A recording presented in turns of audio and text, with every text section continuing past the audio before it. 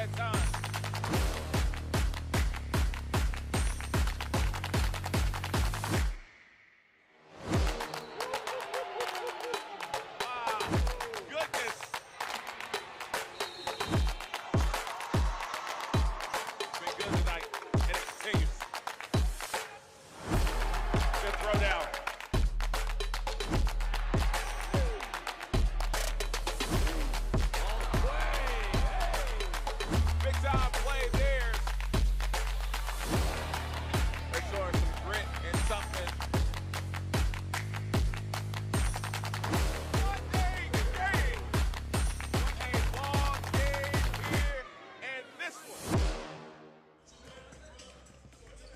All right, so we're back. It is game 3 of the day, and it is the Road to a World Championship here on the Grind Session, game 6 of this weekend. We got a matchup between DME Florida and Colorado Prep. Colorado Prep comes into this game as some this is interesting. I wouldn't necessarily say they're underdogs because we were excited about DME. They have a superstar in Michaela Brown, who was done for the year, committed to go to Louisville, projected to be a top 10 NBA draft pick. How much is DME going to miss their star player in this one, Coach? I think that's beyond words. He's the heart and soul. He scores the ball for them. He sets the table for other guys and makes the right play. He defends at a high level. He does so much for them. They can't help but miss. And we're familiar with this Colorado program. They've been around for a while, Cullen. And we know they're coached well. They like to run a lot of sets. Talk about the pedigree of this ball club. Well, they've always brought in talent. You know, we saw guys. Golly, I can't remember the kid's name, but he was just a freak athlete. But one that I am familiar with is Josiah Sanders, who's now a senior, and a few years ago was there as a freshman. Just a tough, gritty kid, and clearly, you know, he's improved. Top 100 kid going to Colorado, going to be there with a former Grind Session player, Javon Ruffin, who played at Phoenix Prep. And they play with that type of toughness, and they're coached that way as well. And so we'll be ready to roll here in this one. We got 4 9-minute quarters for you, 24-second shot clock, 6 personal fouls before disqualification. And just to let you know, too, you can follow us on social media, The Real Grind Session on Instagram, Tanager Sports on Instagram. You can slide over to X, formerly known as Twitter. Follow us there as well. The Grind Session on X, Tanager Sports on X. And some entertaining stuff going on. This is a number 4 seed and a number 13 seed. The 4th seed is DME Academy. 13 seed is Colorado Prep. Obviously, the body of work for DME over the course of the season has made them a number 4 seed. They come into this game with some momentum as well. I know they don't have Mikhail. He's a McDonald's All-American, by the way. Congratulations to him. But they still seem to be playing well without him, so it's going to be interesting to see how he develops moving forward. I'm really interested to see what Dominique Kirk does and Jacob Lanier. Jake was a late season addition, yes. And I thought from where I saw them, it took them a little bit out of rhythm, trying to find his place on the team. And then Dominique Kirk, I think he could be as good as anybody, but again, another undersized guard who oftentimes you can see his focus isn't necessarily on us. It's on me getting the play, making the play, scoring the basket, and misses out on opportunities to really keep them in rhythm and allow them to be the best team that they can be. So we'll see if he's been able to mature from that. With Mikhail not being around, he's probably gotten more minutes, more opportunities, and sometimes that's enough to take the pressure off of the guys so that when they get out, they can make the right play instead of let me get it off because I might not play again or might not play as well. Let's send it over to our PA announcer for the introduction of our starting lineup. Senegal, number 17, Abdallah Shah. At one guard position, a 6'2" junior from Thornton, Colorado, number 13, Isaiah Romero. At one forward position, a 6'4" junior out of Denver, Colorado, number 11, Frank Belibi Jr. At forward, a 6'8" senior from Denmark. Will play college basketball next year at Coffeyville Community College. Number 2, Ulysses Webb. And at the other guard position, a 6'5" senior from Aurora, Colorado. He will play college basketball next year at Colorado. Number 5, Josiah Sanders. Colorado Prep coached by Mike Moskowitz. Now, let's meet DME Academy head coach Matt Fanaggio. At one guard position, a 6' junior from Daytona Beach, Florida, number 1, Nathan Kirk. At one forward, 6'6" senior from Lithuania, number 10, Matas Vanuliskas.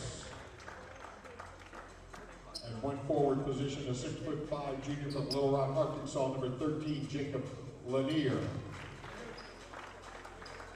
At forward, a 6'5" junior from the Congo, number 15, Chris Katenge.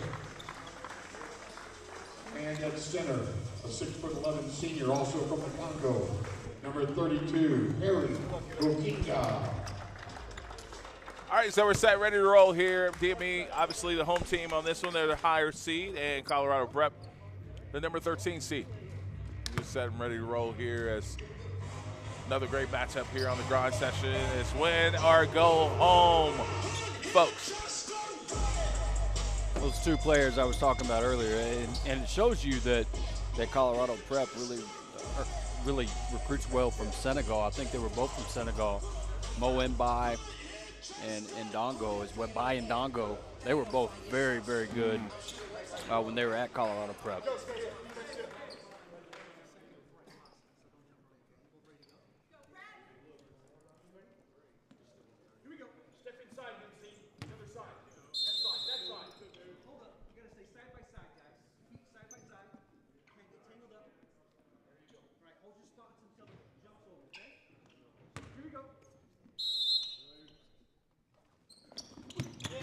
And Colorado, first possession here in this one.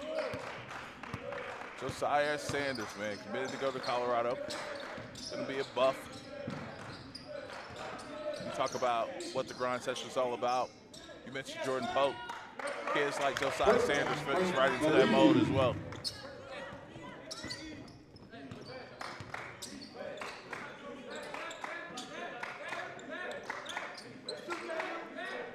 Kirk scanning the floor here for DME. Let it fly, and not down there. 3-2, both teams executing here on their first opening possession. Good cut. Lanier kind of got lost right there off of the pass. Just a great back cut there by Romero.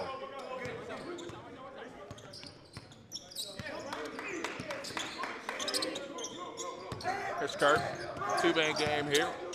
Great pass. Oh. But he pivoted back towards the defense. Seeing that a lot. Maybe is that? It's a let me trend check. now? Let me check Instagram. maybe there's a host of videos out there that are showing how to be completely ineffective in the post. Gosh.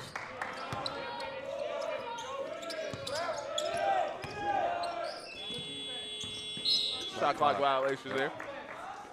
24-second shot clock violation. Colorado Prep basketball.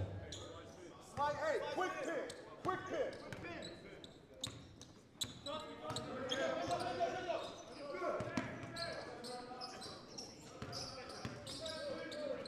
Josiah. Tough shot, good defense. Fred, take a deep one. That's great. Kirk, they let him free again. That one doesn't go. Loose ball back to Colorado.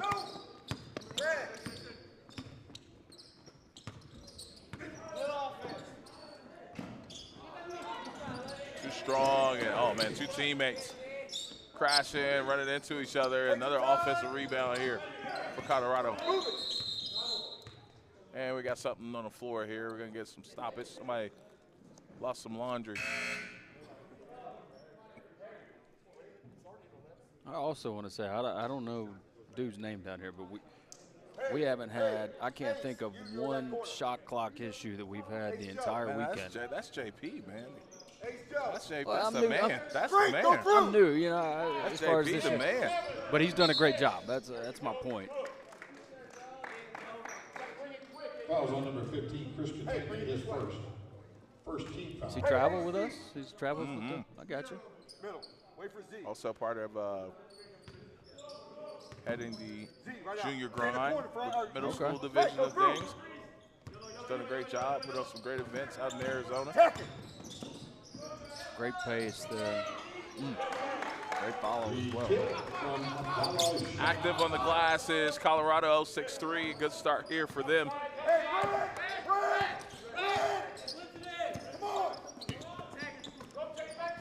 Udalasius over to Trey. That's in and out there.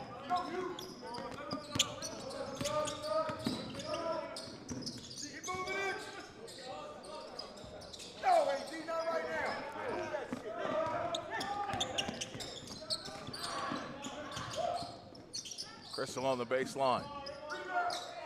And off the top of the backboard. And we're going to have a foul. Fouls on number 15, Christian Henry, his second team foul. Who's guarding you? Tanguay picks up that last foul. 6'5" junior. Hey, Ace Frank.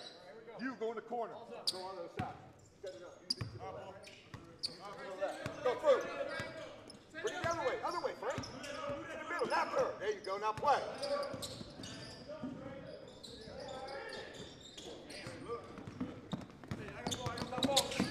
I got a left-hand layup on that last tip. Just throw him there.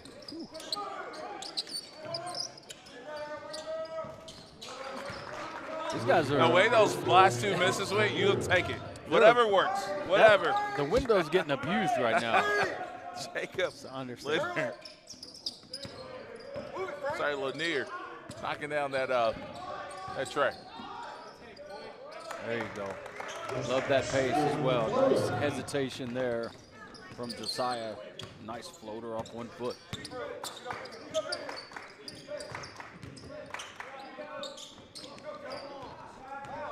Ooh. Some rough shooting going on here for DME.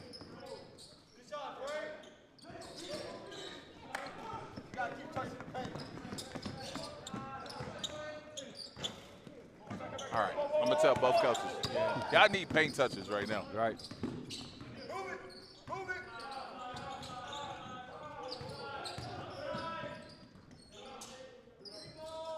Well, somebody opened up the door. The wind is blowing through. It's just affecting the shots right now for both squads. That's got to be the case. Do we have an air ball stat, Jesse? That pencil's about to start working again. Kirk. Do something. Do something. Come on, AD. Go through. Go through. Quickly, AD.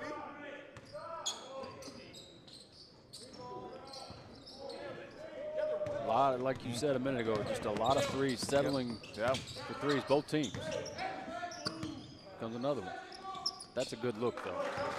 3-point field goal, Jacob Lanier. I feel like I remember Lanier from a couple years ago. He just got to DME, what, Okay, so maybe halfway I'm through wrong. this Yeah. year. Yep. But top 50 Go, kid. He looks familiar to me. I don't know. Nice touch.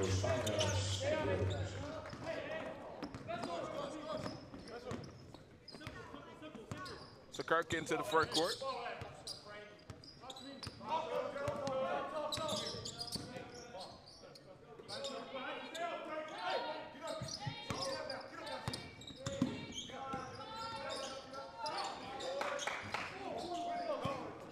Two on one. Back to him. Yep. Good shot, though. Tough decision, but yeah, he gets away with it.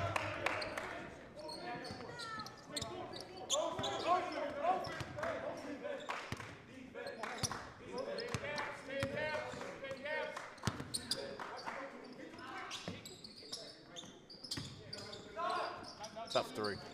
That's it. Webb with the rebound, and here comes Colorado.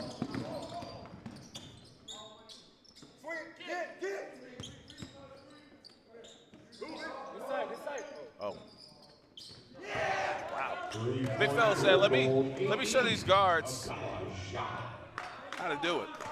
Yeah. That's a no for me.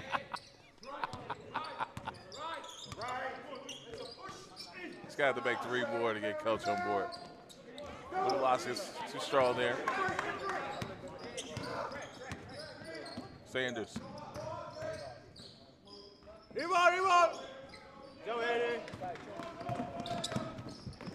Market one. Yeah.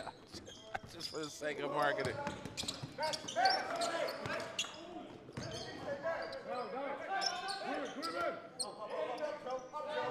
15-9 our score. Colorado leads. Kirk inside. Good finish.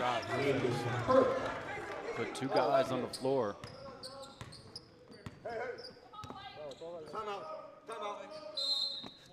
And we're going to get a timeout call by Colorado. Timeout. 30 seconds. Colorado prep. No, they did. 3 call 4. Yeah. Okay. They've learned, man. It's playoff time. It only took all year. Now we jinx it. Somebody's going to mess it up later. Absolutely. You know, you talked about Josiah. I mentioned Josiah Sanders. We talked about Jordan Pope. And they're a blueprint guy. We had this banquet just for those at home. We had a guest speaker. We talked about like what this league means as far as opportunities for young athletes, men and women. Hey, what's the coolest success story? One of the coolest success stories you can recall? I know there's a ton of them, but I mean, in recent years. It's like, and I've already mentioned him, but and he wasn't on the grind like regularly, but in a couple events. But it's, to me, Josh Hubbard at Mississippi State. But I mean, I guess for one, because his lack of size, maybe, you know, he was a great scorer, obviously, in high school. You didn't necessarily see him going to the SEC, which is, as I've mentioned, probably the best year of SEC. I mean, the SEC is the best conference in basketball right now. Kind of compared to the old Big East, right, as far as the talent that is accumulated. And he averages 18 points a game for Mississippi State, who's a very solid team. And he may be 5'8". That's what I'm saying. I mean, I'd say 5'10", something like that. But a kid that has a great lift on his shot as far as elevation. Nice set. Uh-oh. Good. He seems to be fine. You hate to see him clutch at that ankle when they go down. But he's a tough kid. He'll walk that off. Josiah Sanders to the stripe for 2. I mentioned one time that Josiah Sanders, he needed a Head and Shoulders endorsement. He had no clue what I was talking about. So apparently. Rachel said a minute ago his conditioner budget has to be ridiculous. I'm like, yeah, I don't know. He's on that Troy Polamalu plan. Yeah. He had no clue who Troy was. They're going to get, well, I don't know if Ruffin will be there next year, but they'll get them confused on the floor if they're both in Colorado. All right.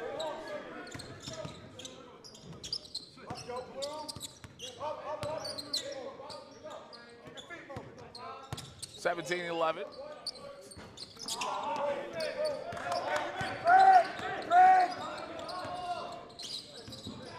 DME's going home off of that. Trey Simpson, and that'll be poked away and stay with DME. Both teams have the 3 fever right now. I mean, they just they can't help themselves, which, I mean, I understand it. But I don't. No, I mean, I was gonna say, please explain it. Well, I mean, I'm just saying, as a player, I mean, sometimes it's the easy way out, I guess. It is. That's why I don't understand it. You got to collapse the defense, and you got to remind yourself there's a reason that we're taking all these threes. It's because they're kind of baiting. So you got 2-on-1 underneath the basket. Or you could have got a layup and Trey trying to bail him out there, and that won't go. Just making the game a little harder than what it is to be.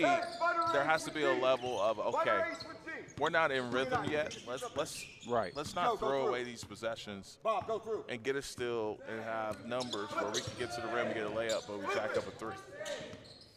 And that's why you see a lot of teams with that prevent, as far as putting up a wall, like we heard earlier.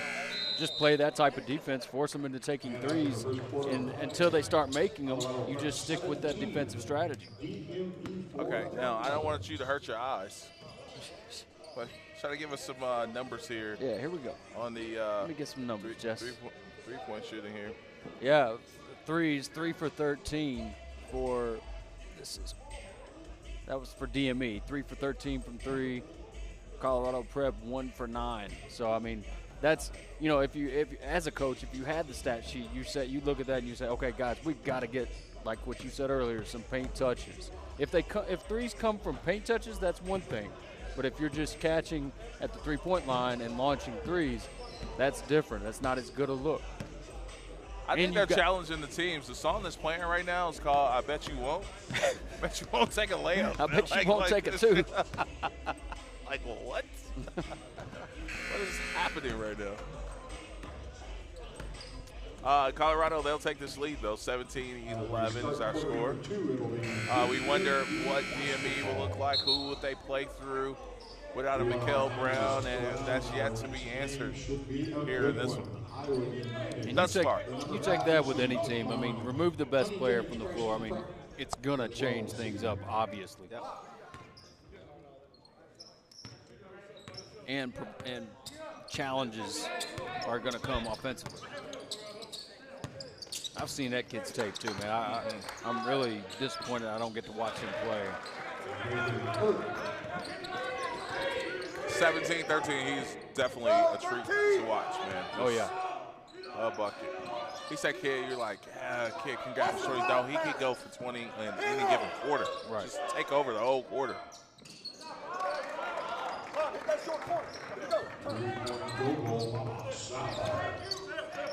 Sal, just a sophomore, great size. As a sophomore, 6'9", shows the ability to shoot it. Kurt. There you go. Now, that's Good more extra like- pad. Now that's a good shot right there. Right. That's a three that's acceptable for sure.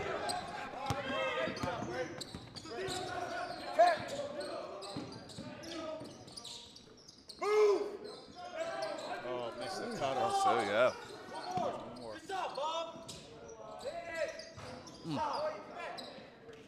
Don't mind that one either, especially after he just made one.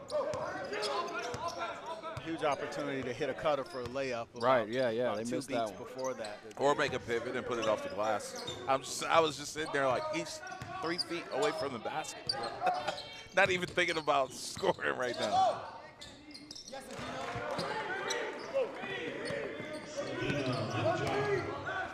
And I tell you what, I really think that Nato has been that kid to start that, getting into the paint, creating for his teammates. That's 2 trips in a row. He's got good penetration and found the assist. Missed opportunity there.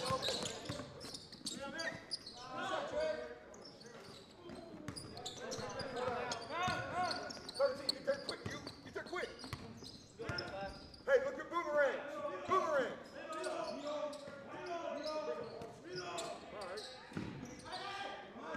Good backdoor cut. Yes. Good high finish off the glass there too for So Josiah. much easier when you just play right, man. Yeah. And great job by Colorado Prep, too. That was a different look defensively there from DME. Big size advantage Yeah, there. absolutely. And we get a timeout call by Colorado Prep. They got up to that great start, but DME making a little bit of a run here. 22-18, 6:25. The shooter's still nothing to send home to Mama back. And I think that quick timeout is because he's upset with the defensive matchup right there. There was either an improper rotation or somehow that matchup happened, and coach was not happy about it. 6:25 to go here in the second quarter. It's our third game of the day. Our next matchup would be our 6:45 game, Iowa United in Huntington. That is, I can't call it. Coin flip. Coin flip on that one. Those are fun. Two really good coaches going head-to-head right there. Two really good teams. I think I got to go with Iowa United, man. I think it's going to come down to guard play, and I think that's where Huntington has their advantage. I don't think so. I don't think so. They should. They're They're young. They're yeah, young. They're very young. Very young. And this is as we saw with DNA prep.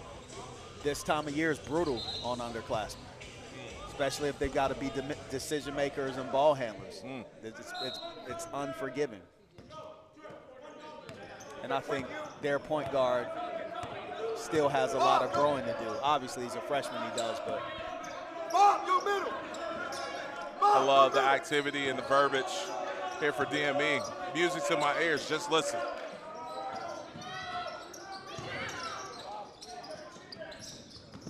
And they come up with the loose ball. Back the other way. Oh, nice cut. Yep. There you go. 2-point game.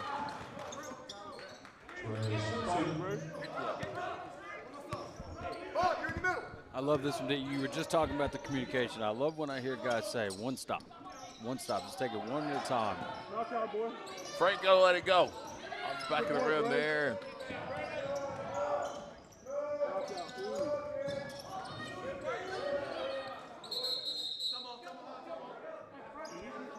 I like to see Frank release that thing in front of him. It's kind of like behind his head, maybe some mechanic stuff there on that jump shot. Hey, Bob. 7 on the shot clock.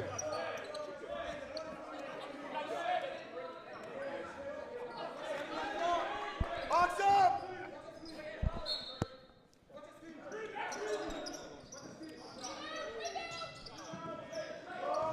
Again, the activity has picked up defensively here for DME. And it's leading to some extra opportunities here on the offensive end. I love the low pickup right there from Trey Simpson. Gets all the way to the rim, protects the basketball with the low pickup. First team foul.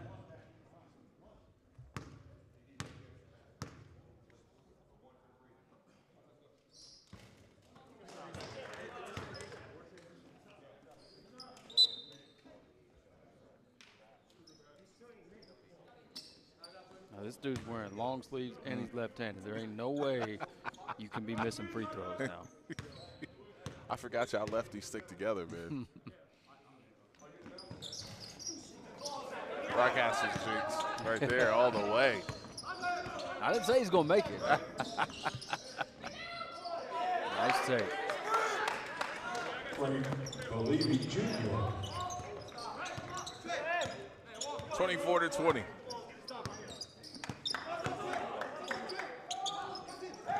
No way. I mean, Oh, brought it down, though.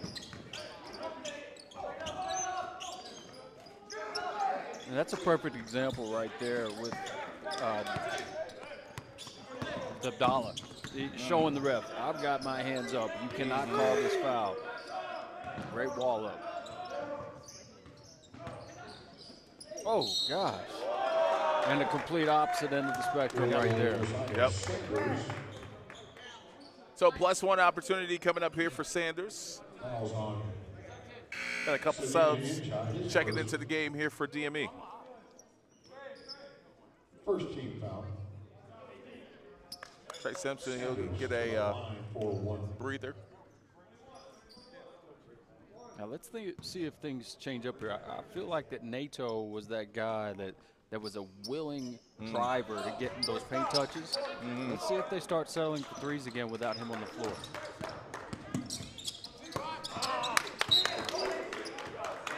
Now listen, they can't be turning the ball over. Nope. Especially on this side, because I'm trying to protect my Starbucks. So Yeah. that's first and foremost.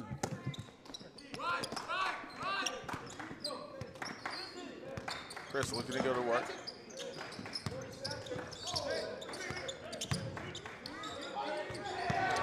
Big time block there. Good wall up. Good defense. Sanders. They're having a hard time guarding him right now. Fouls on number 13, Jacob Lanier, his second. Keep running up hip to hip with him. I think you got to turn him into a shooter. That's I swear it's exactly what I was going to say, Coach. Is don't run him off the three-point line. He wants to drive the basketball. Give him a little space. Make him make one before you start running him off the three-point line and crowding him. Now he's going to make me eat my words. There you go. Do that. He said, all right, you want that? I got that smoke for But you, there too. you go. He makes one, so now, you know, play him honest. He hasn't hit a ton of those, one. And two, you weren't in jeopardy of picking up a foul on him shooting that three. Right. He is that dude for this team, and he's playing like it. Fouls on number 11, Frank Senior, Levy Jr. been there, done that here on the grind for multiple years. This is his third season. He knows what this is all about. The one thing that his college coach won't have to coach is toughness with him. Another turnover here. DME.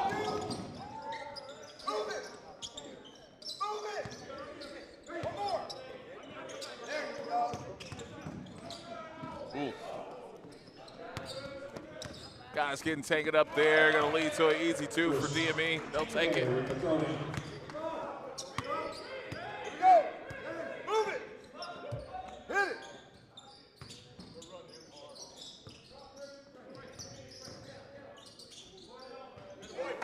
Frank knocking down a mid-range shot. Levy Jr.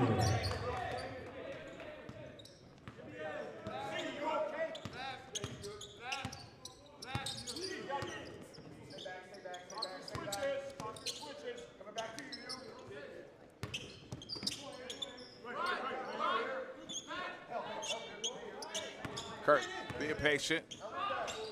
Tough step back there. You turned into space. Mm-hmm.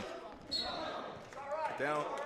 And the step back that you took was only going to be worth 2 points had you made it. Instead of stepping back, take the rhythm, take the space, get vertical, and shoot a shot that's a foot and a half closer for two as opposed to a foot and a half further away with your momentum going to your heels on a step back. Yeah, I was going to say with your heels on the three-point line, you know, that's Rick Pitino would take you out of the game for that shot. As he should. I think that goes to it's a point of court awareness too, which again it goes back to winning basketball. Guys standing on the sideline, taking shots with the foot, with the toe on the three-point line. Those are all the things. You're not trying to win basketball games if you're making those mistakes. Good defense there by DME.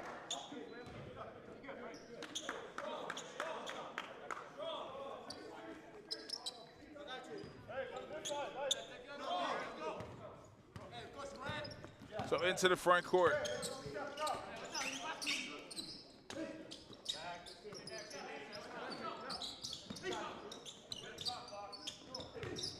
Tough pass. Lanier saw no backside help, but just a little too much on the pass there. That's a difficult pass to make. Right, right. Virtually no margin of error, and you better be passing the ball to a guy with great hands. Go back to it, Joe. Ooh.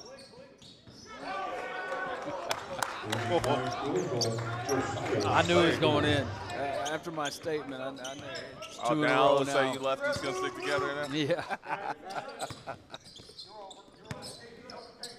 11-point game. Largest lead thus far for Colorado. They'll look to add to it here on this possession. Josiah Sanders. Great. Oh. Cut was there. Maybe a bounce would have completed that.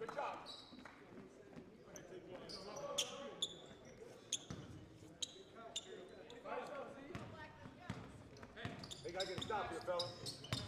Come on, come on, come on. Get blue here. Up you. 35-24. Gotta get out of there. Yeah, absolutely. little. Nice shot, though. Harry Bohiga In a with the difficult roll. spot. Gets the roll. Cover the catch. Come on, move it. Frank slow. Telling Frank to slow down. I got a little bit excited on that last defensive possession. I thought Colorado was going to split the top leg of the post player, lock him up. That's one of the things I'll teach my younger guys. When you're defending a guy, if you're going to help, and the post guy catches it and he faces up, if they'll just straddle his top leg, his non-pivot foot, the guys, they don't know how to react to that. Literally, their pivot foot is the only foot that feels like the right one to move. Right. But if they move it, it's a travel. And so when you step over their top foot, they literally can't do anything. Basket by Joe Sanders with another bucket. 21 first half points. Percent 21 out of 37 points here for Sanders. Is his third. 3 team fouls. Sanders to the line for 1.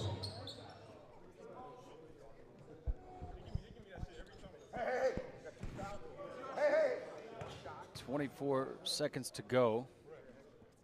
11-point lead, make it 12 now for Colorado Prep.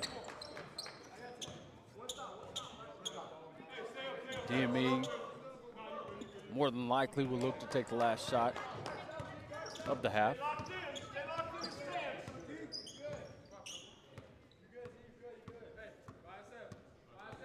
Hey, Red Dog gets below the three line. Late second, contested 3. Kirk, coach calls it. For 3 is no good. Colorado Prep with the rebound, that'll be the half.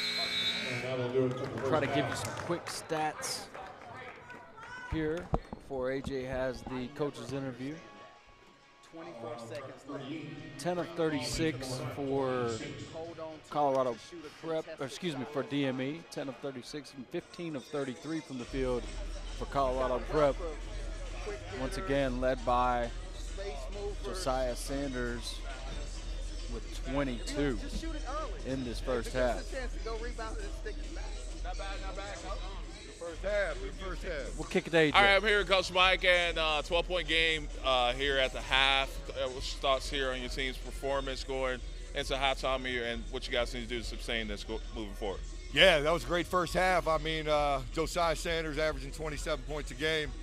Pretty much took control of that game. Unfortunately, he wasn't on that all-grind team. He got 21 in this first half, just to add to your point. Yeah, I mean, I'm kind of dumbfounded by that, but we're okay. I'm excited to see what we do in the second half. You know, it's a tale of two halves, and, you know, you can be Jekyll and Hyde sometimes, so hopefully we're not Jekyll this time.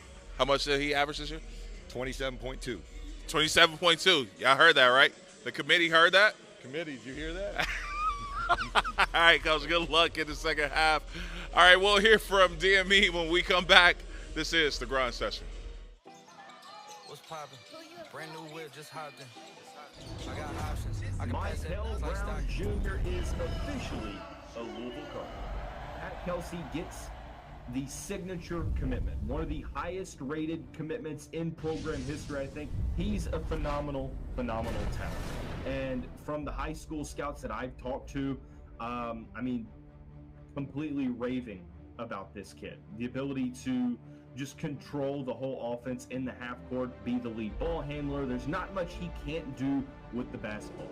Mikael Brown, absolute certified bucket. Yeah, he dropped 50 this weekend here in Miami, and he says he's not done yet. He's just getting started. Ranked 7th overall, and he's got the gym full of Division I coaches to watch him, and it didn't take us long to see why. He's got the crossover.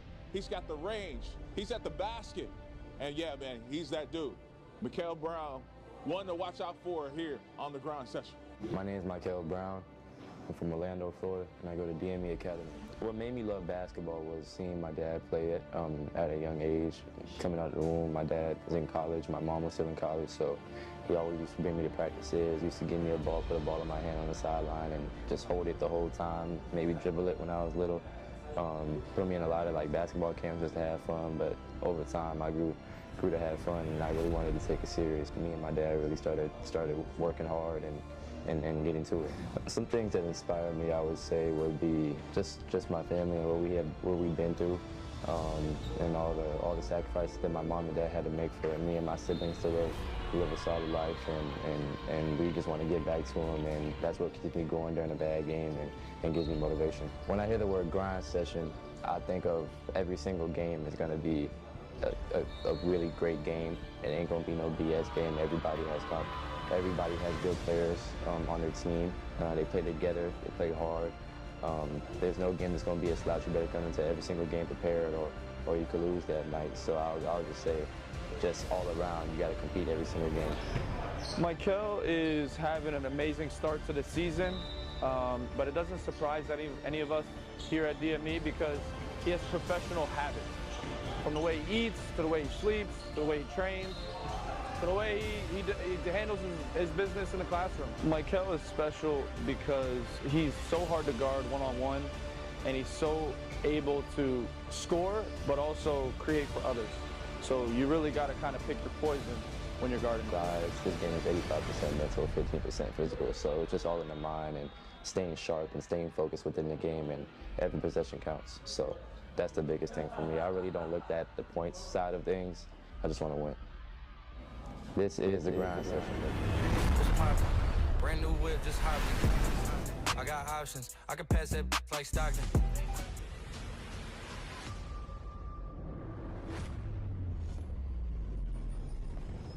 Us being inside of the play-in is kind of a new experience.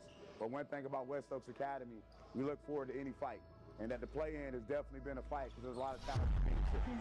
We came in as the underdogs. They put us in the play-in, so I feel like they tried us on that. Every year, we always can get in the grind session. So when they put our name in the play-in, I know we had to kill. Every game, you always gonna get a beast out of me. I'm always gonna play hard. I'm always gonna on the floor. I'm always gonna get loose balls. I'm always gonna get rebounders. Playing in this play-in tournament means a lot. It's all on the line to get in that top tier of the grind session. It'll change the trajectory of our program.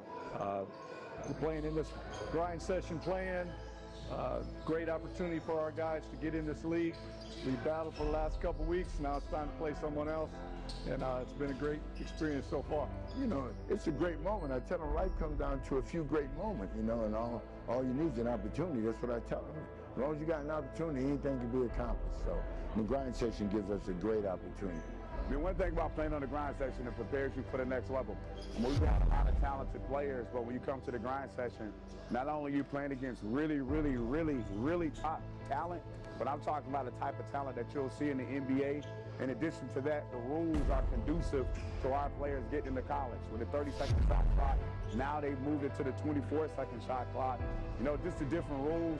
The refs let you play with a lot more physicality. So all of the top players I've had, they've all told me that playing in the grind session has definitely gotten them prepared for college. So I just got to tell folks, ready or not, here we come. The grind session is here. This is year 11. We're getting ready for all the top teams when we kick off next month and start moving all across the country. Let me change that. All across the world. We're going to be in Hawaii, Jamaica. The list goes on and on. Welcome to the grind session. We're ready to go.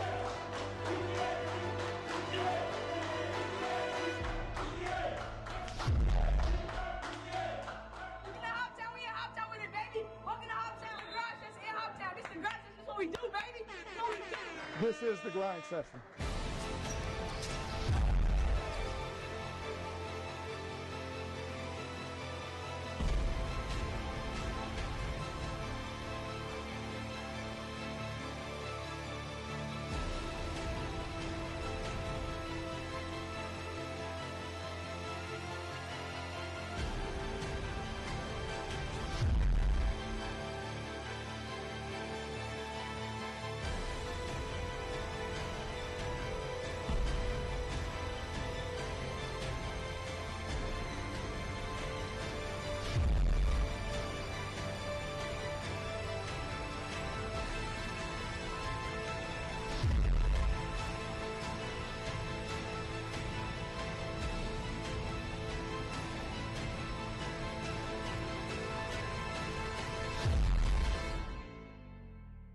welcome to the grind session. All right, we named it that for a reason. Every day is a grind, every minute is a grind, every play is a grind. Stay tuned for more this season.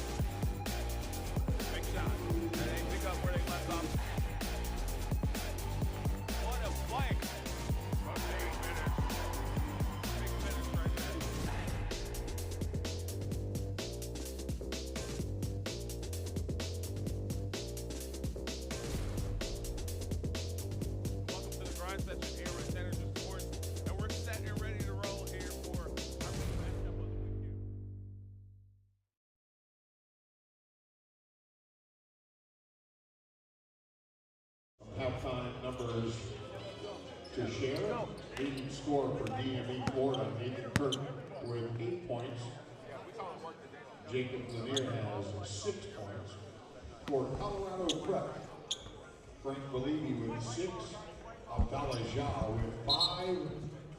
Josiah Sanders with 22.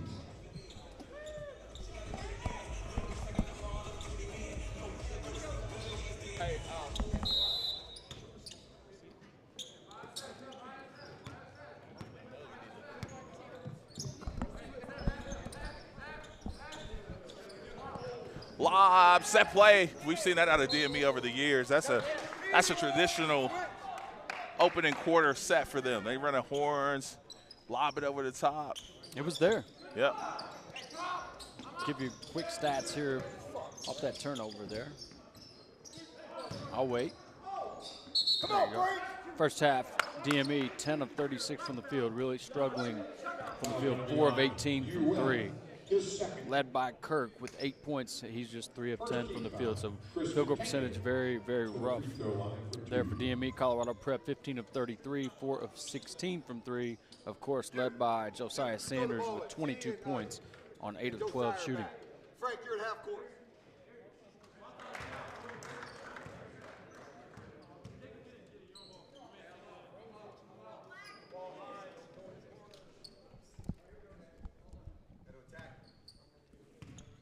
So first free throw is good. Second on the way, 2 of 2. Full court pressure for DME. So they can get Colorado a little out of sync.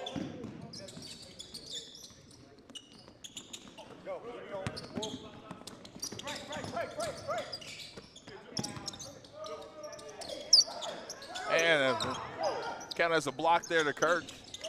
Had to be. If there wasn't a whistle blown. Not saying it actually was, but. I'll get credited, right? Right. Oh, wow.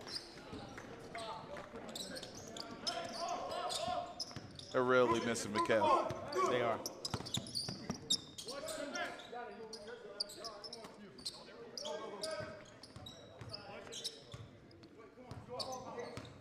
First minute off the clock here in this quarter.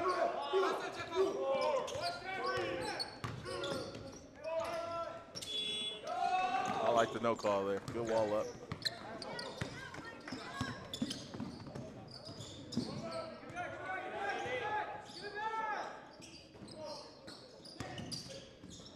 Great decision. Yep. Great look, though. That's how you increase your opportunities.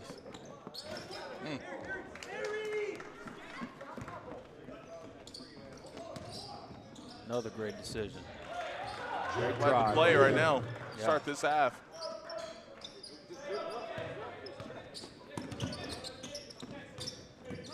That's a block. Oh, wow. It's interesting to watch these guys attack the basket and have their shoulders to be outside the paint and have their shoulders parallel to the baseline, yet expect to be able to finish a play. Right. Like the basket's over here, you're fully facing this direction, trying to finish back. That doesn't, like, just forget basketball, physics. Right. It just doesn't make sense to do that. But so many players, even guys that are supposed to be good players, do that. They'll drive from the right side. They don't concentrate and prioritize turning their shoulders and getting past the defender, but they'll be completely parallel to the baseline and try to address the basket, and you're not going to make those shots. And when you, I think, in my opinion, when you give those up, that's comparable to a turnover. The ball has no chance of going in. Yes, it's a attempt, for lack of better words, but when you look at it over the course of the game and over the course of the season, those plays get you beat. Sanders wants an explanation on that last call there. Absolutely.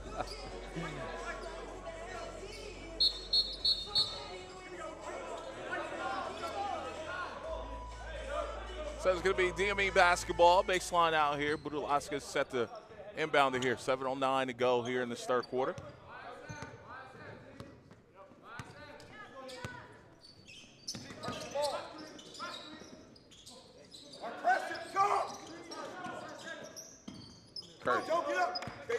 Sanders sitting down defensively.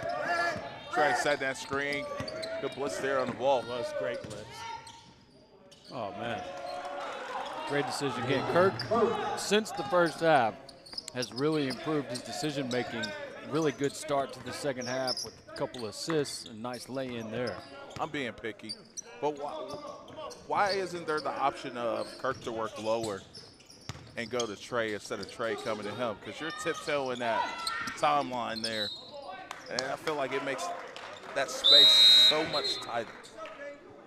Because you don't have the retreat space, the reject space, the turn, and because you've gotten so tight to that timeline. Just a small little adjustment that can maybe make a play like that even easier. Where's our ball pressure? Get up, Ace. Get up, Bob.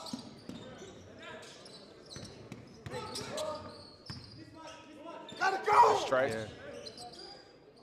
Great defense. Way to get it up, young fella.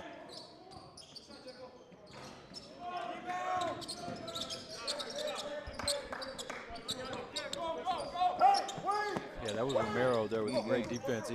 Big size disadvantage for him and was able to block that shot. Loose ball back to DME. 2-on-2. Lanier's got to be there on that. Oh, man. Gotta have those. Mike's not happy. He needs short.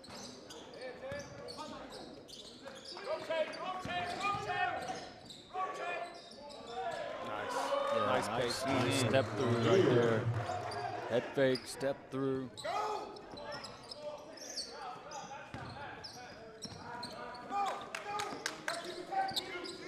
I've said this before. I think Lanier's got some tools, man, but ooh. Wow.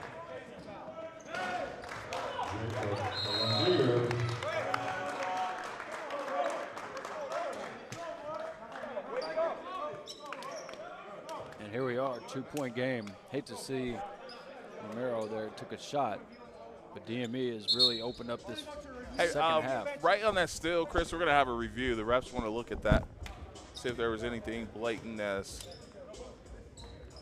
Romero reacted. So 38-36.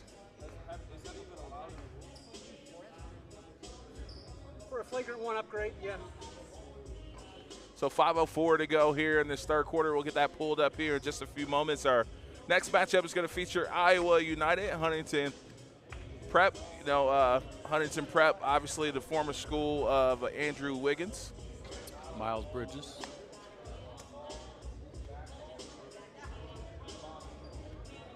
I won't ever forget Miles Bridges. No, I didn't see anything. He didn't even get hit in the face.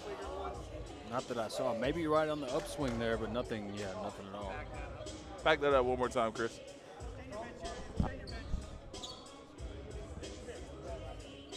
There's the poke.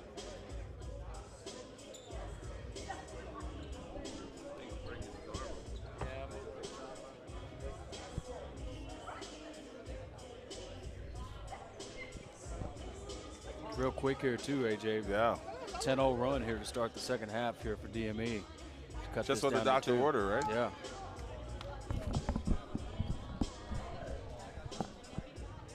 I don't think, was there anything on that? I didn't see anything. Yeah. I'm not. It's a lengthy discussion though after watching the video about the refs, so we'll see. No upgrade. Nothing. Yeah, I didn't think it was. That was a long conversation about nothing. Seinfeld show. Show about nothing. That's a Seinfeld meeting right there, man. No soup for you. That was Seinfeld, right? For sure, soup Famous. Nazi. Soup Yeah, Nazi. that's what I thought. Yep. That's what I thought. Of course it was. Y'all keep giving me these energy drinks. I'll be in the Cheers references and good times and all that stuff, man. I'll pull out the bag, man. I literally watch Don't Good test Times me. every day. Don't test me with a good time. Literally every day I watch Good Times. Brody probably looks at you like you're crazy. Gonna be close here. Oh, that was Just across. In time.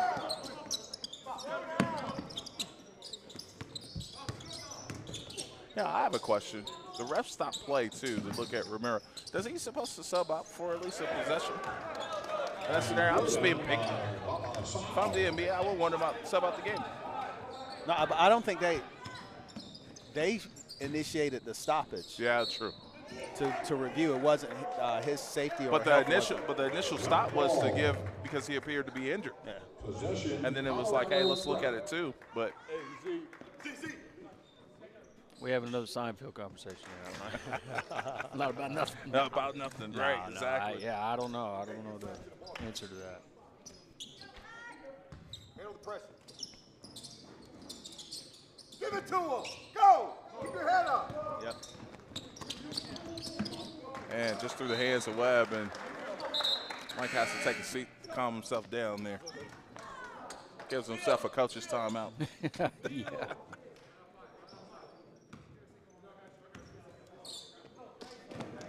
His son, by the way, we hadn't talked about, unfortunately, towards ACL, he's close to being back. I know he won't play this season, but he'll have a summer this year. We'll see him next season. How about this, man? The run here, make it a 1-point game by DME. Yeah, only 2 points here in the second half for Colorado Prep. Nightmare start for them. Drive baseline and swatted away. Trey Simpson. And it's going to be a foul there, and Josiah headed to the line. Shoot 2. Foul's going to be on number 4, Jordan Ford, his first team foul. Josiah Sanders to the line for 2.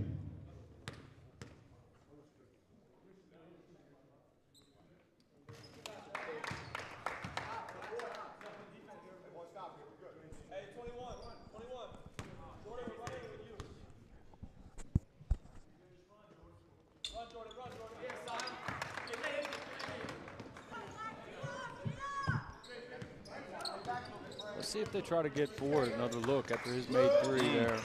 Buffalo commit. It's been a spark. Part of it, anyway, in this third quarter. It's tough. That's a tough ask for Kirk to do there. Yeah, another one of those possessions where there was no ball movement, anything like that, just a dribble drive.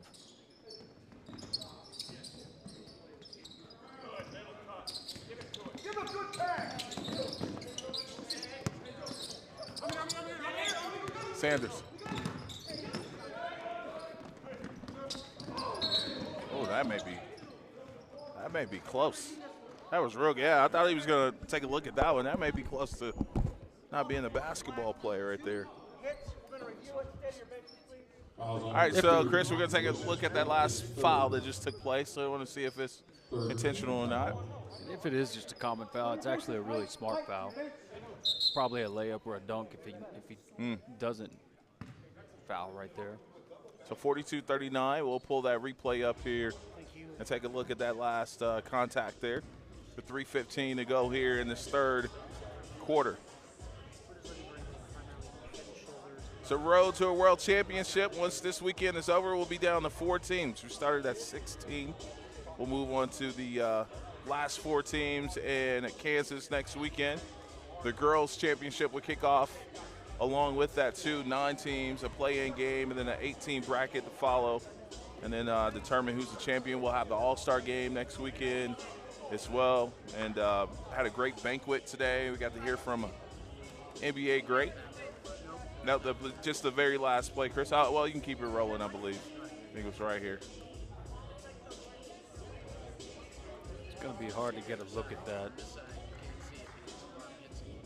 Well, there you go. Nah. I don't see anything. I'll tell you what, these kids won't be acting in any movies soon. Yeah.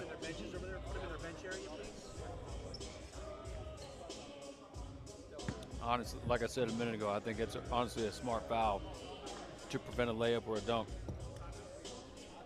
Go one more time, Chris. I'm sorry, we're getting another set of eyes on it.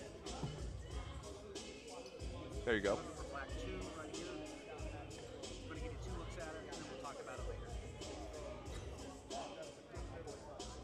One more time, Chris.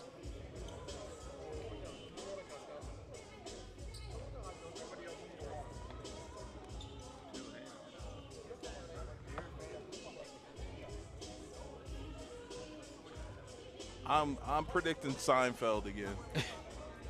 I was reaching for the ball. You know,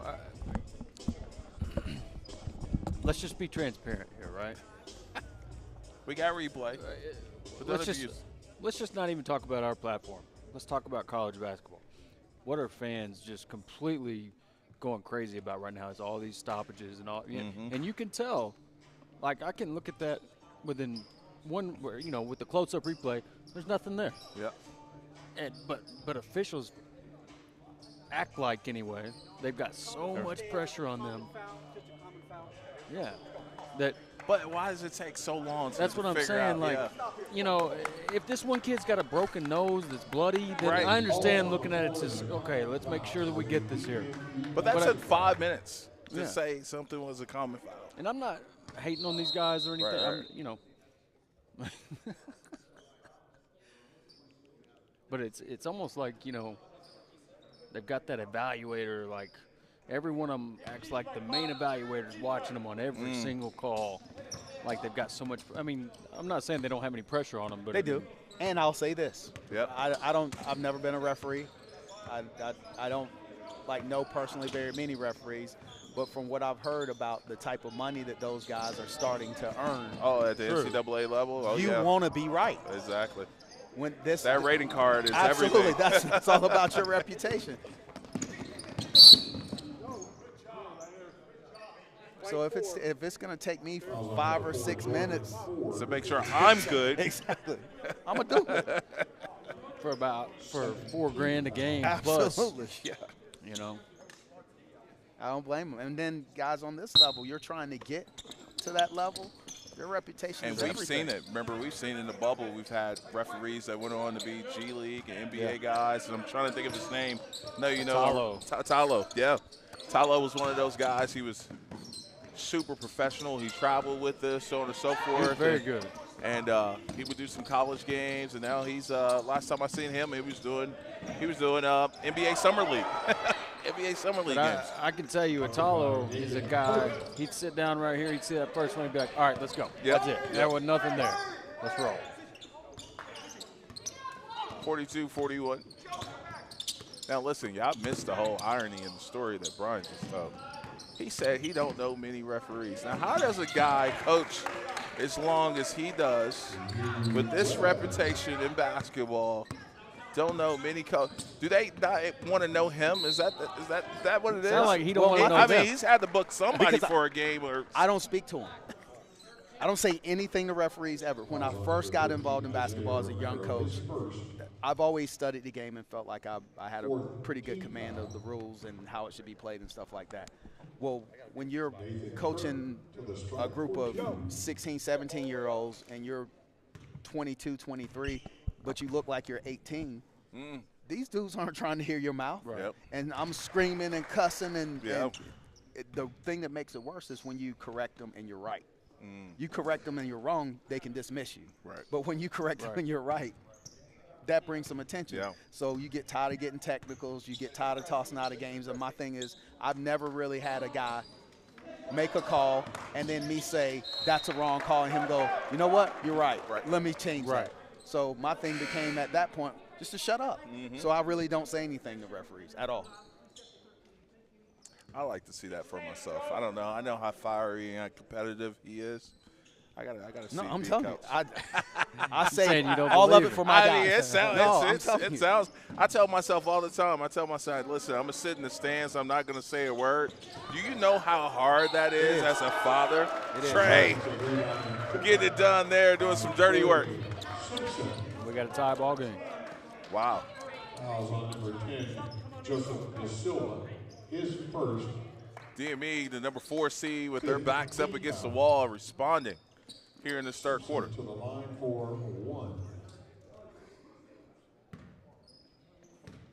This thing's going to come down to clock management, time, and score. That's the thing that makes me nervous about DME. They should be able to get this thing secured and put it away, but they'll leave the door wide open for you. I'm thinking too, Coach, just to build on what you're saying. I do think all that is true, but it's going to come down to just 1-2 and will and 50-50 balls and things like this. Trey getting the steal and just finishing through contact.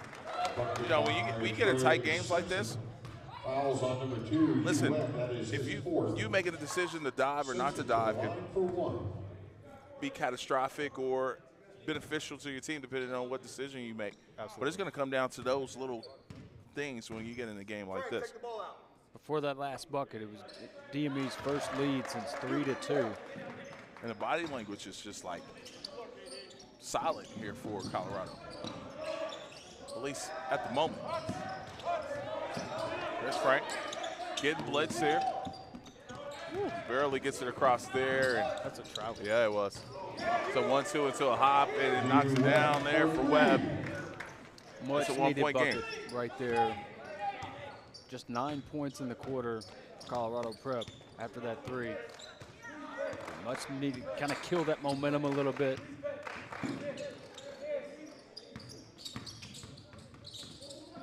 Ooh. I love the pass. Yeah. Wow.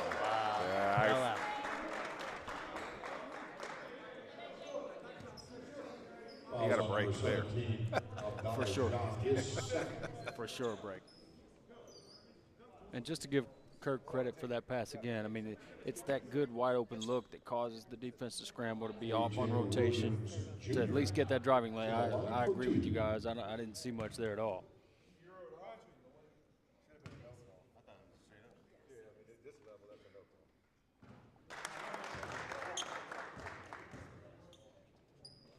So again, this good run here in this quarter continues for DME. A.J. Williams Jr. with his second, and that's good.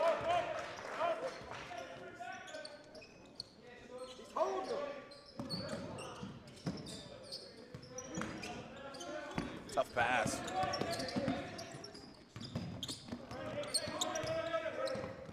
There's Sanders. I'm curious, has Sanders scored this quarter? Sure he has. Oh, he answered that real quick, fast in a hurry. Field goal line, Josiah Sanders. Fouls on number 24. You could kind of tell, too. He was determined. He wasn't giving that ball up. He was going to try to see what he could get. Foul. Joe Sanders to the line for 1.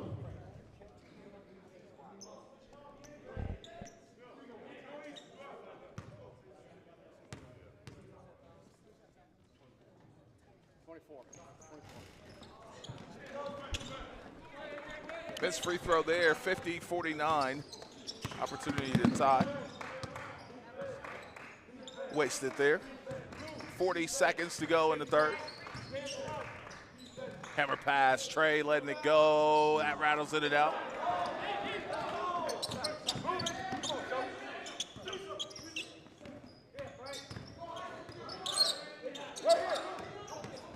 Great pass. Nice pass.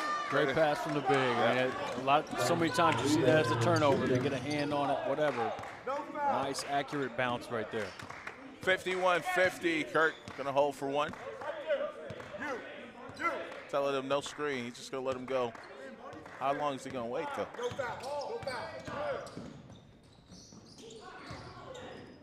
And that'll do it for the quarter.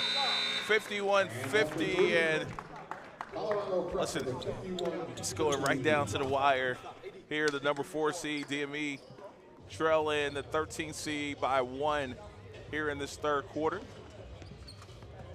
Our next game will be at 6:45. It'll be Iowa United Huntington coming up.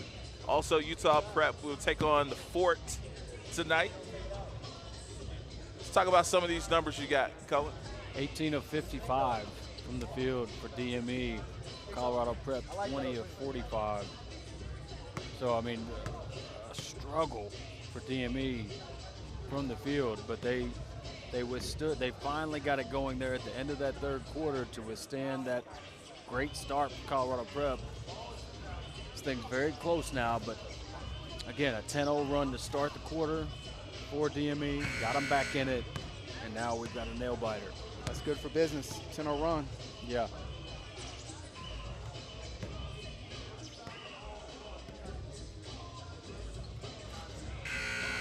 Sanders, let's see if he's probably getting close to 30, yeah. Josiah Sanders with 26. So he's led the way.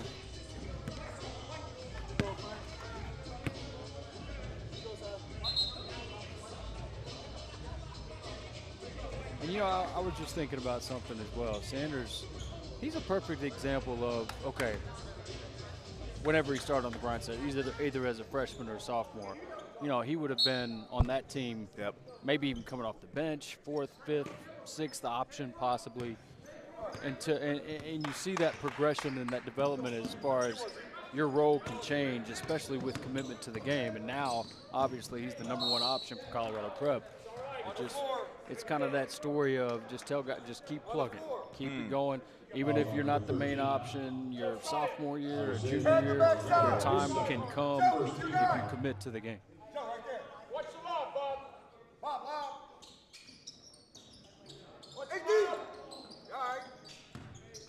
The coaching staff knew exactly what DME was going to run right there.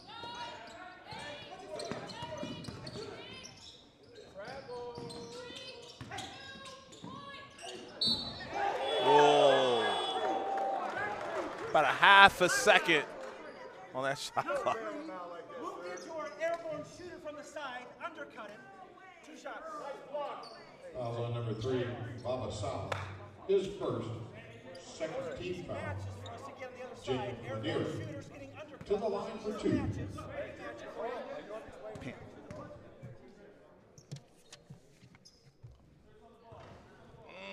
First free throw, no good. Hey, make sure we're checking. Make sure we're checking.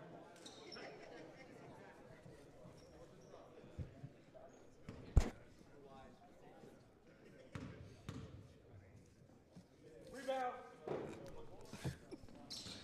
I got your back. Appreciate that. So both free throws missed. Oh, man, the extra opportunity on the offensive rebound is missed, and they'll have it one more try at it. Nope. 4 shots. 4 shots in that trip. Simpson getting close to a double-double, 12 and 7 for him.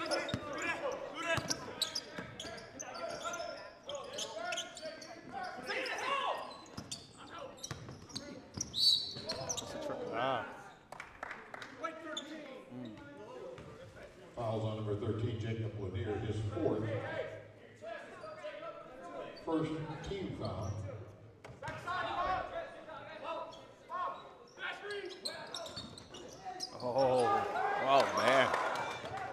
Fair play there. I think the first person I remember doing that. that. Yeah, they get a warning. I like that he's going to give him a warning and not a T. Scottie Pippen's the first one I remember doing that. Throwing off the back, and it worked. You don't usually see it work.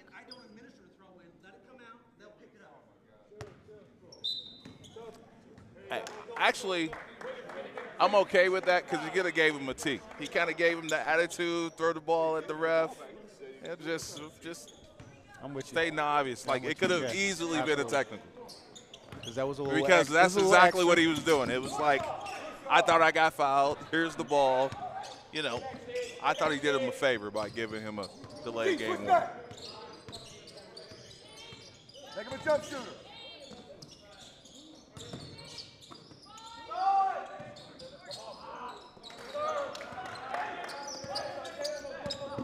(53-52). We got it. We got it.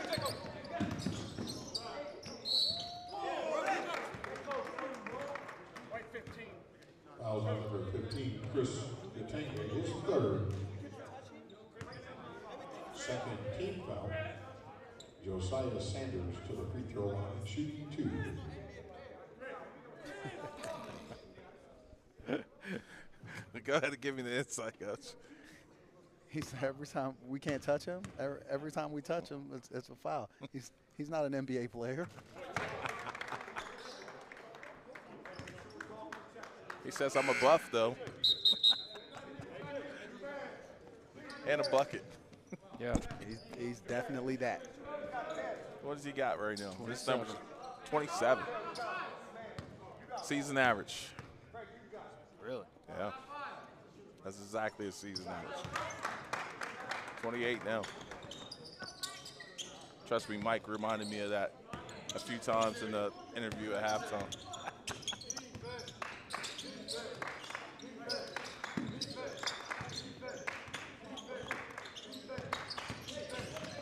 Kurt. And Reynolds in. Nice touch.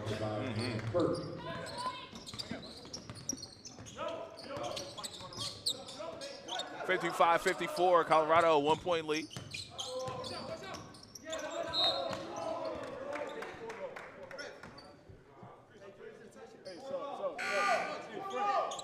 Coach wants to challenge that. Looks like. Subs are in. Go to your benches. We got a coach's challenge. The call on the floor All right. is Colorado basketball. So we're going to look at that last play, Chris, right before on the out of bounds that we just had.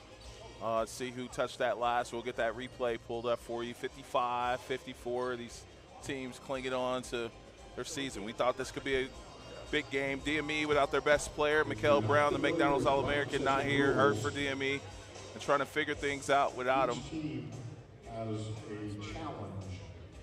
There are only certain things that you are. No, we don't want that view for sure. Is one of those. Whether you get the challenge right or wrong, Yeah, it's going to be a white ball. one per ball game. And in order to challenge a play, you have to have a full timeout, because if you are incorrect on your One's challenge, hands is at the bottom. That's white ball. Yep. Just take a look. Don't comment here. Just take a look.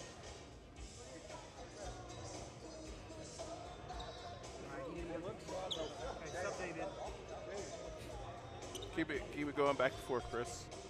Getting that extra set of eyes on it. We have a front side angle too if you want it. I think this is our best look right here.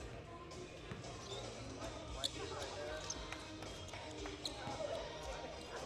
Pull it back one more time. Yep.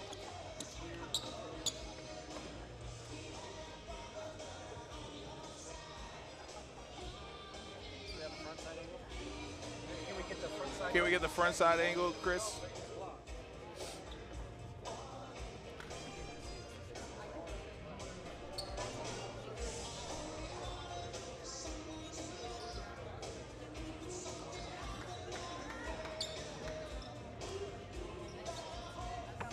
All right, they're gonna go discuss. It's a criminal investigation, man. I'm telling you. I mean, they got the yellow tape.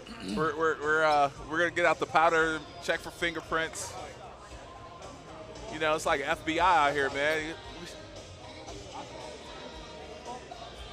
I mean, sooner or later we're gonna have to get a confession. Yeah. You know. Hey, you could have just told them that. You would have saved us a lot of time.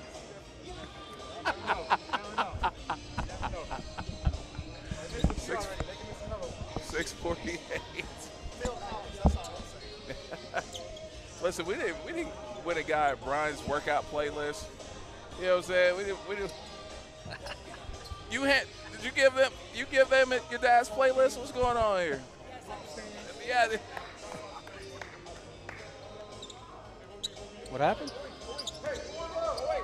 They're giving it to Black? They're keeping this for Colorado?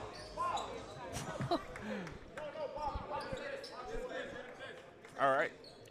So that's the who challenged that? DME challenged that? Yes, they did. So they lose the timeout. What in the world? I don't know. Travel.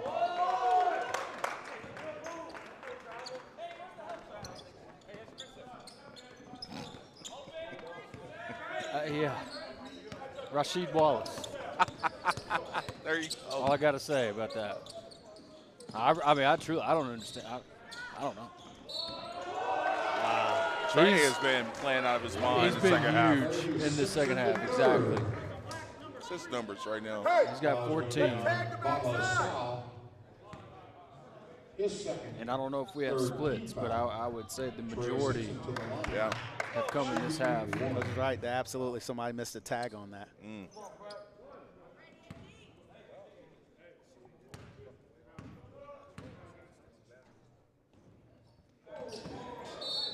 It's going to stay here. Yep. Is it bonus? No, no bonus, but. Can we review that? So that was a flop. 14 seconds on the shot. So that was a flop. Fouls on number 17. That's a big call because that goes right back to DME. You get an and one, +1. This could be a 5 or 6 point possession here. Those are game-changing calls. Absolutely. Well, you know, I mean, I'm not saying it wasn't a foul. I don't know, but Stop it, Trey. How Stop big? it, Trey. How big? 6 points for Trey, and How that big? one trip. Wow. 18 now for Simpson. Ooh.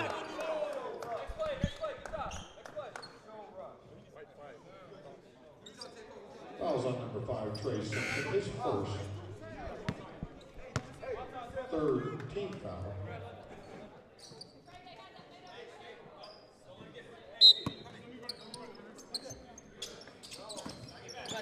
Webb. Ramiro. All the lefties sharing the ball with each other here. Got 3 of them on the floor. Lanier's got to be on that, man. Ball's just kind of getting stuck right now. Josiah. Wow. DME basketball. As a point guard. Gotta that know. can't happen. Gotta know.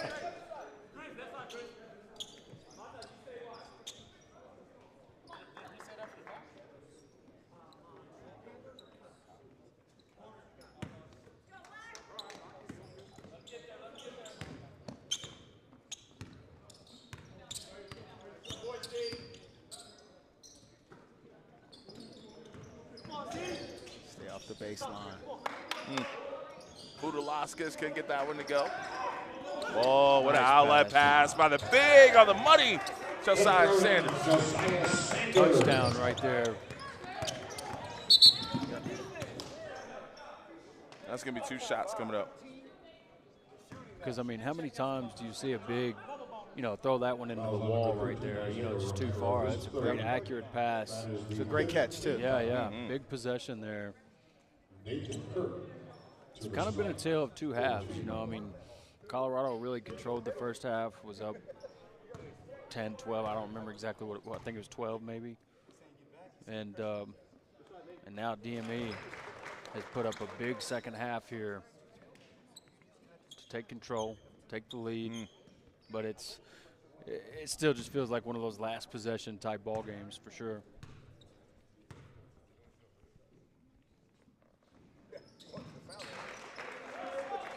Go! Go, Frank!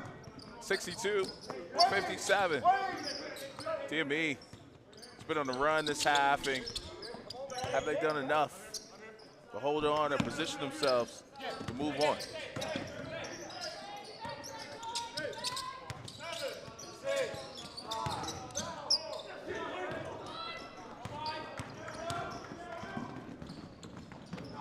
Wow.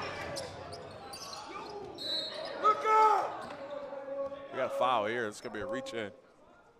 That was a 3-on-1. That was the last foul to give for DME. So the winner of this will play at 12:45 tomorrow, and they will play the winner of our following game of Iowa and Huntington. So both these teams, or at least the winning team, be sticking around for sure to watch the next one.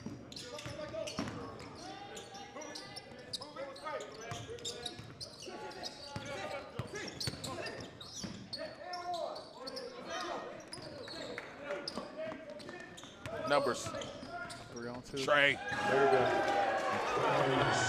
Trey doing his thing.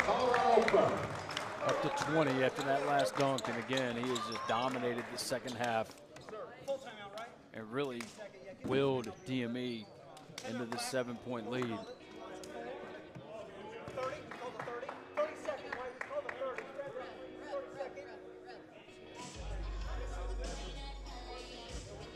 Okay, we're charging you full. I want to remind you that we have a game right after this one. All right, 64-57. Telling the tape here, man. Trey has been outstanding here for this the second half, especially for DME. A storyline for them coming in was no Mikael Brown Jr., who's a McDonald's All-American, number 6 ranked player in the country. Going to be a Louisville Cardinal, which Cullen could care less about Louisville. But likes Mikael, don't get me wrong. He's a Kentucky fan. I wish he was Big Blue. I wish he was keeping the same team colors. That thing's going to get ugly, though, next year in Louisville. Because PK's got those boys humming up there. Yeah. And with the way that Hepburn is playing, if you think about the way that Mikael plays, Hepburn's in his last year, he slides out, and you slide Mikael right into that space. That thing's going to get ugly in Louisville. Yeah, man. The Yum Center gonna be rocking. Yeah, I mean he's they have one of the most. Have you guys ever watched a game at the Yum Center? Beautiful they could arena. They could have a pro team there. Yeah, absolutely. Style. I'm not gonna talk about the bleachers at a UK game. Good Lord, man.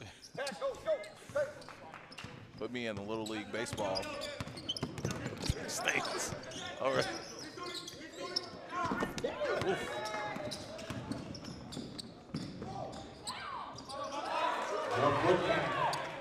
And still good stop there by DME, and they've extended their lead. It's the largest it's been all game. It's at 9, 66-57.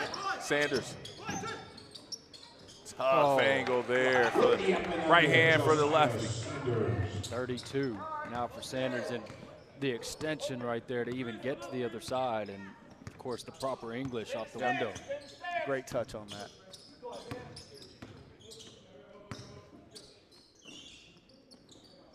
Budulaski's knocking it down. All of a sudden, he starts to do what he does. He's slimmed up too, man. He looks in better shape. No disrespect. Not saying he was out of shape, but he looks leaner here in this one.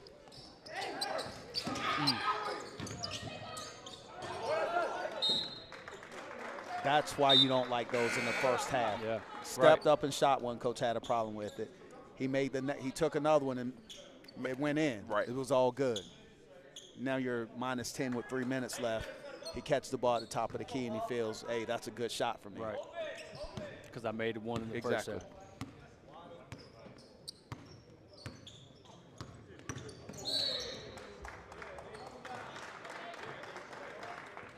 That was a brutal angle Dominique took that time. I don't even know how he got back to that.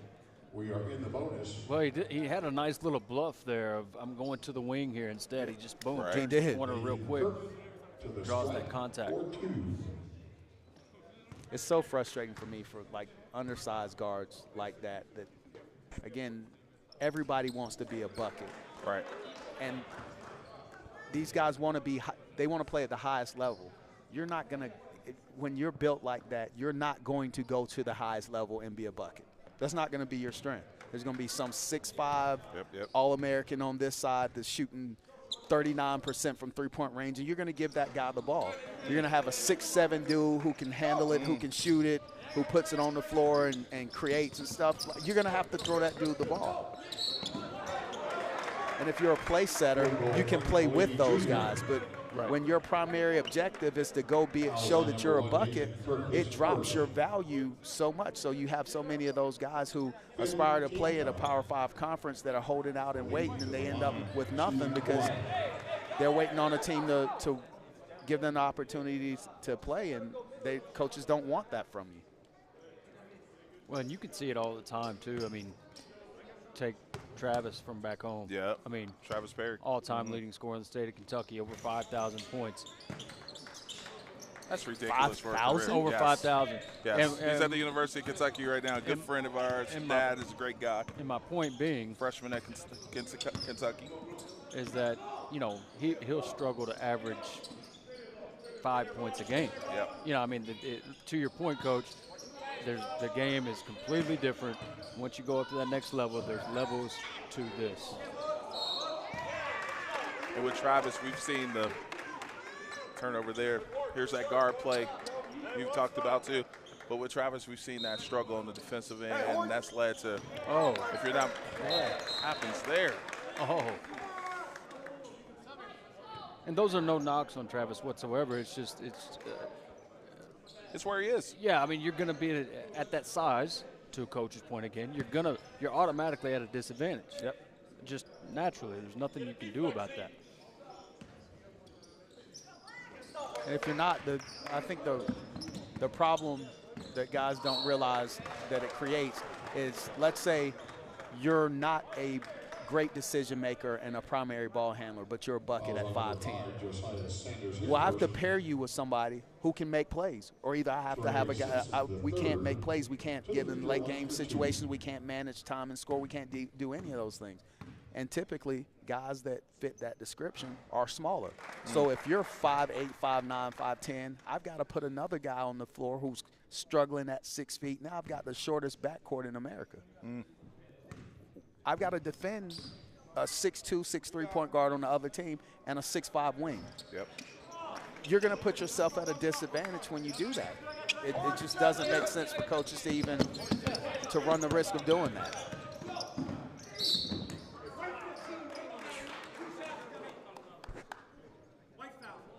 And you start to feel and sense that desperation for Colorado to get back in this one. And Josiah just trying to make a play there, gets tangled up. He'll go to the line with a chance to shoot two. And it's plays like that that I just first person that comes to my mind, Dwayne Wade, as far as early in his career. Yeah, he's going to go and he's going to take those falls right there. But quickly, as you know, after a few years, you kind of realize, and your brain kind of realizes, I can't keep doing this. I'm going to get hurt, because it hurts to go and to fall to the floor like that, take those bumps. So I mean, it's one of those preservation things as far as, you know, do you take those type of falls? It's tough on your body. I told AJ in a previous broadcast that when we got to the league with John, I'm a research guy, so I like to talk to people who've been there and people that have done it. And John was a very volatile, very violent player in his movement and attacking the baskets and stuff. And I've one guy pulled me to the side and said, "Hey man, you have to tell your guy that he needs to understand every time he hits the floor, it takes time off his career." Yes. And that's why it's so important to develop that shot. So that you don't have to put yourself in those positions all the time. And to learn to play off 2 feet and to be strong enough and understand how to play on balance and things of that nature. Wall was another one I thought of, actually. You know, he took a lot of falls at Kentucky like that. And the throw down. We're going to get a timeout called by Colorado. And no, DME just called one. Oh, DME called. Yeah. Give DME a lot of credit, man. It did not look like this was going to be the Third night. outcome. Yeah, and they just did a great job in the second half of getting better looks, sticking to their offense, sticking to what they do, and of course Simpson kind of taking over in the second half.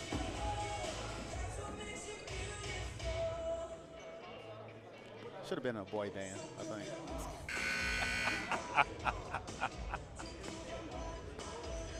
Oh man.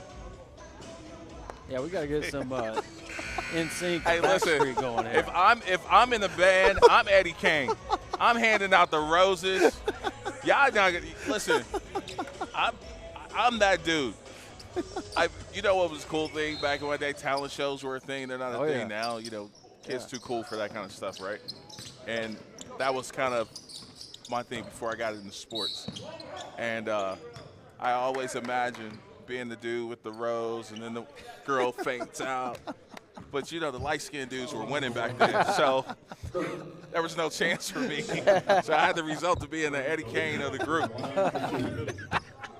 For those who are old school enough, you'll get every reference that I'm making right now. Can't nobody sing like Eddie Kane. No, can't nobody. Nice like this. I wish. Now, listen, we're in Utah. Rain may fall tonight. It may be snow. Yeah. I left out the hotel. I didn't know if there were shorts, pants, a coat, a mink, a hoodie. I was like, I just pack it all. Just never know. Yep.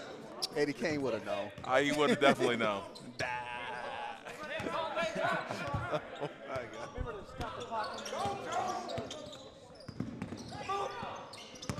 74-65. You gotta go, Frank. Oh, good steal there. Way to jump to the ball. Isaiah Romero, the steal in the flush. That's a huge play right there as well. Cuts it to 7. Ooh, another close one. Yep. They stop reaching and start throwing the ball to hands and stepping to the ball. Yeah, got to refocus here if you're DME. Protecting the ball is the most important part. Oh my goodness. Woo.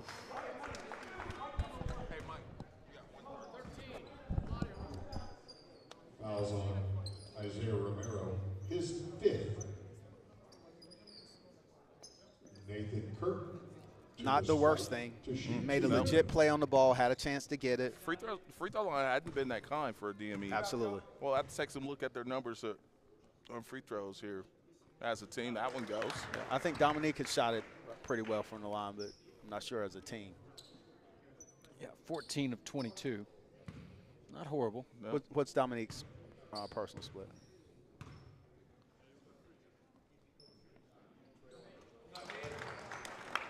I'll have to get that one. I'm not sure. 2 of 2 at the line there, 76-67. Oh, Sanders. Tough. Trey.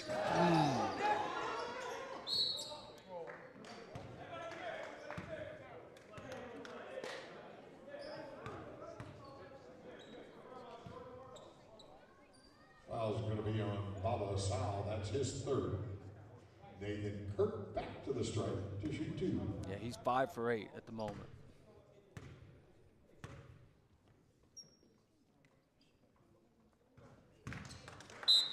Making them when they count. Yep, absolutely.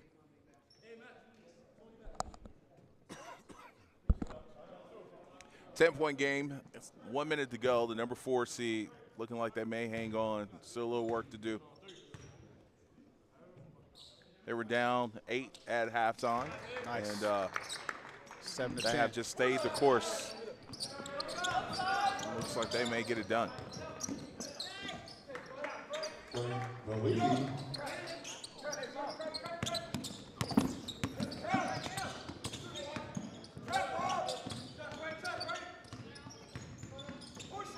Nice. Ooh, that was a foul there, yeah. Here come the fouls. No fouls. They backed off. Smart. Yeah.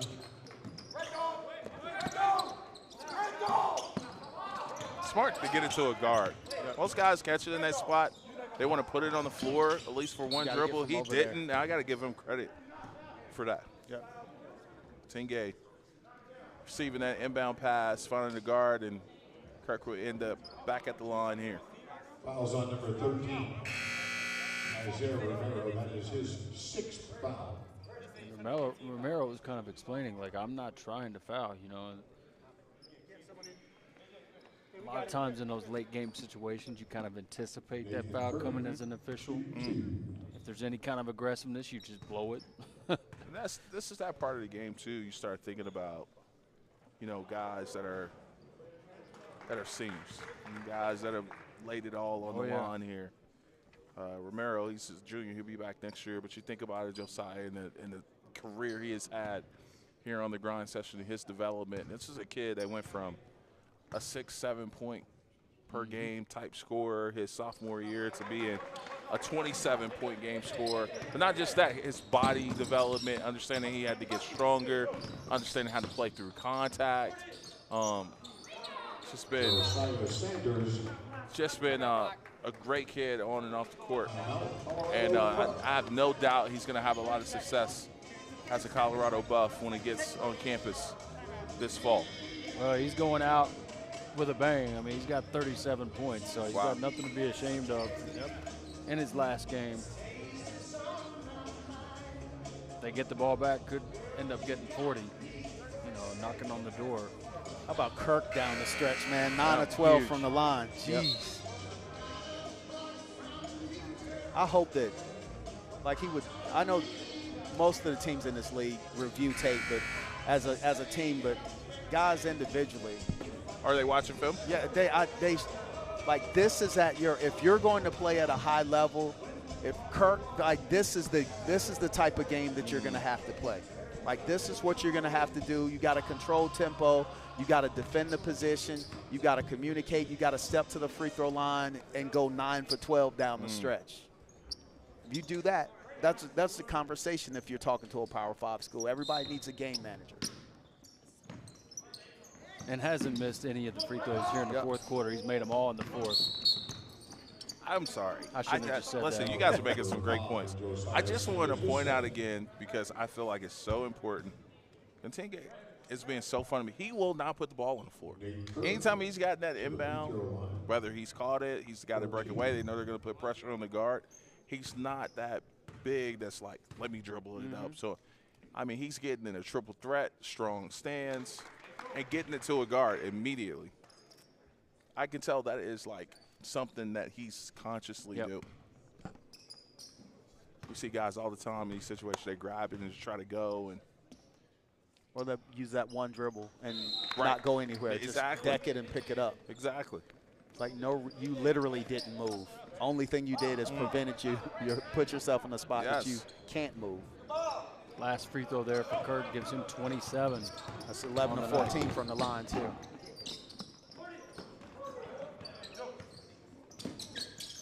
Sanders just going to battle right to the end here. That whistle was going to be blown no matter what right there. Yep. He worked for it. He earned it. Don't want that whistle to get the defensive rebound. Exactly right.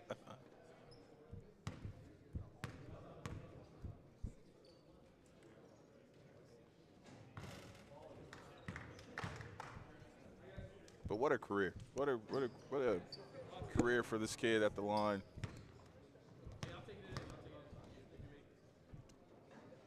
Unbelievable student athlete.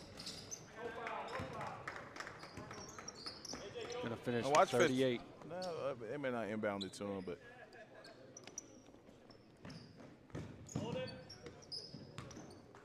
$82-74 will be our final. DME will advance. We'll have an interview with the player of the game coming up in just a few minutes, and we'll have some stats to go over with you here as well.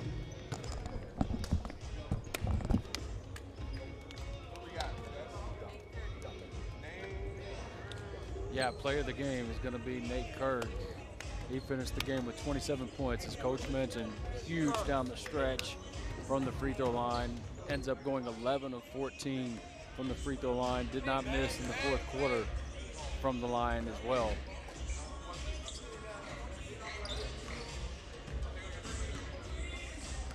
for the game. 27 of 72 for DME. Not the best percentage, but again, they made the plays and made the shots when it mattered and when it mattered most. 28 of 60 for Colorado Prep. They were led by, of course, Josiah Sanders with 38 points. Only other player in double figures was Bilby with 15. And we're going to kick it to AJ. All right, Nate, let's go, man. Listen, it was win or go home time, man, for you guys. 27 points for you. Big second half for Trey as well. I know you guys were out, Mikal, but you guys have responded really well. Talk about this win. Talk about moving on to tomorrow and continuing this run this season. I mean, to start off, it was definitely an adjustment, you know, playing without one of our leading scorers. But I felt like everyone bought in. You know, this week in practice, we was just competing, and that's what got us ready for the second half to fight back and win. And your teammate alongside of you, man, he got a big second half as well. What was kind of the conversation, Trey, that Coach had with you guys at halftime to kind of get things turned around when trailing to come out and win this one? When we went to the locker room, you know, Coach Matt told us, our seniors, this our last shot. Like, this our last game, we want to go home. And, you know, we didn't want to end it this way, so we had to come out the second half and just play hard. All right, man, I'll let you guys get some rest. Congratulations on a really good performance. We'll see them again tomorrow. We got another great matchup coming up. This is The Grind Session. Good job, fellas. Good job.